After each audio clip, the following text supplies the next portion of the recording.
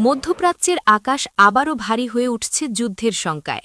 Iran ও ইসরায়েলের মধ্যকার উত্তেজনা এখন আর কেবল হুঁশিয়ারি আর বিবৃতির মধ্যে আটকে নেই। বিশ্লেষকরা বলছেন, পরিস্থিতি এমন জায়গায় পৌঁছেছে যেখানে একটি ভুল সিদ্ধান্তই বড় সংঘাত ডেকে আনতে পারে। এই সম্ভাব্য সংঘাতের কেন্দ্রবিন্দুতে রয়েছে ইরানের একটি বিশেষ সামরিক কৌশল, নাম স্যাচুরেশন ট্যাকটিক। এই কৌশলের মূল দর্শন খুবই ভিন্ন। এখানে নিখুঁত নিশানার চেয়ে সংখ্যাই সবচেয়ে বড় অস্ত্র।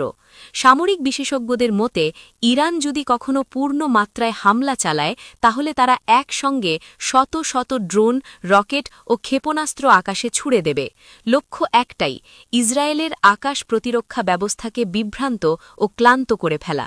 যখন একসঙ্গে এত বেশি টার্গেট তৈরি হয়, তখন সবচেয়ে উন্নত রাডারও হিমশিম খায়। এই কৌশলের বাস্তব প্রমাণ মিলেছিল ২০২৪ সালের অক্টোবরে। সেবার ইরান প্রায় ২০০টির মতো ক্ষেপণাস্ত্র ইসরায়েলের দিকে নিক্ষেপ করে। ইসরায়েলের আয়রন ডোম, ডেভিড স্লিং ও অ্যারো সিস্টেম বেশিরভাগই প্রতিহত করতে সক্ষম হয়, কিন্তু সব নয়। কয়েকটি ক্ষেপণাস্ত্র সরাসরি আঘাত হানে নেভাতিম বিমান ঘাঁটিতে।